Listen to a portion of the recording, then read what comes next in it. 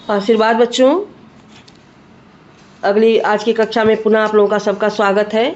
सब लोग तैयार हो जाइए अगली चौपाई के साथ। बिहसी लखन बोले मृदुबानी, अहो मुनीस महाभटमानी।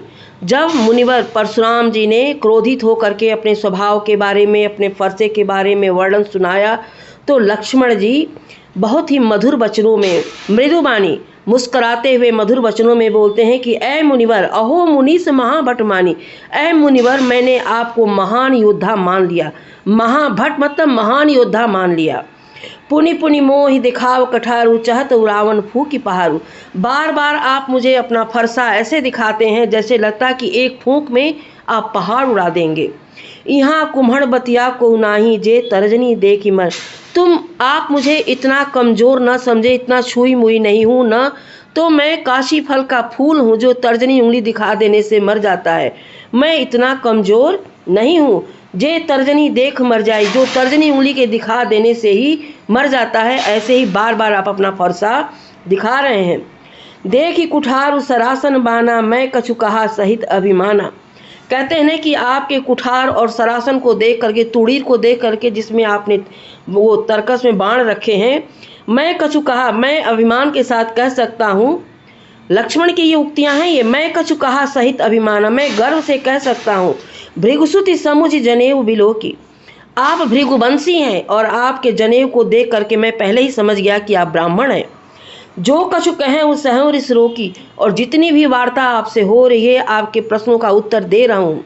मैं बहुत संकोच करके, जो कछु अपने क्रोध को बहुत नियंत्रित करके मैं उसका जवाब दे रहा हूँ।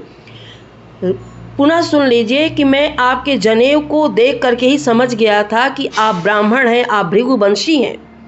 और जो कुछ भी मैंने जवाब दिया है, अपने क्रोध पर बहुत नियंत्रण करके दिया है। क्योंकि सुर महिसुर हरिजन अरुगाई, हमरे कुल इन पर न सुराई।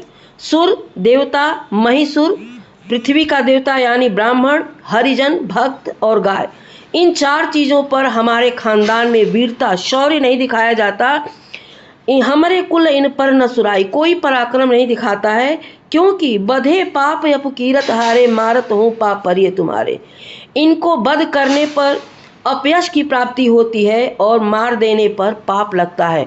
यानी दोनों ही स्थितियों में हम इन पर हथियार नहीं उठाते हैं। एक तो अपयश की प्राप्ति है, दूसरा पाप लगता है। कौन?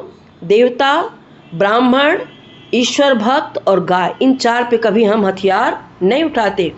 कोटि कुलिस सम बचन तुम्हारे। यहाँ फिर लक्ष्मण ने व्यंग बोला, व्यर्थ धरहूँ धनुबान कुठारा। परशुराम जी को व्यंग करते हुए कहते हैं कि करोड़ों वज्र, कुलिस मतलब जो इंद्र का वज्र है, बहुत कठोर होता है। कहते हैं कि करोड़ों वज्रों के समान तो आपकी बोली है। देखिए उपमान अलंकार, कोटि कुलिस सम वचन तुम्हारा, करोड़ों वज्र के समान कठोर तो आपकी बोली है। व्यर्थ धरहूँ धनुबान कुठारा, आपने तो बिना मतलब का ही बाण और धनुष लेकर के धारण कर रखा है, आपको उसकी आवश्यकता नहीं है। आपके वचन ही इतने कठोर हैं कि आपको धनुष और तीर चलाने की जरूरत ही नहीं है। जो बिलो की अनुचित कहूँ, क्षमहु महामुनि धीर, सुनि सरोस भृगुवंश मणि, बोले गिरा गंभीर। जो बिलो की अनुचित कहूँ, क्षमहु महामुनि धीर। लक्ष्मण जो है चारों तरफ से देख करके कहते हुए कि ऐ महामुनि, ऐ मुनिवर, अगर मैंने कुछ अनुचित कह दिया हो तो आप मुझे क्षमा करिएगा। ऐ महामुनि, आप मुझे क्षमा करिएगा। यह सुनते ही सुनी सरोस, क्रोध से भर गए। रोष मतलब देखिए अवधी भाषा है, रोष मतलब गुस्सा। सुनी सरोस भृगुवंश मणि, भृगुवंश के मणि स्वरूप परशुराम जी गंभीर वाणी बोले। यानी जैसे ही लक्ष्मण ने कहा चारों तरफ देख करके कि हे मुनिवर, अगर मैंने कुछ अनुचित कहा हो तो आप मुझे क्षमा कर दीजिएगा, इतना सुनते ही भृगुवंश के मणि के समान परशुराम जी बहुत ही गंभीर वाणी में बोले, क्रोधित हो गए हैं। देखिए अब अगले उसमें आपको हम बताएंगे, क्योंकि इसमें पूरा नहीं हो पाएगा, अगली क्लास में आपकी फिर से होगी। चलिए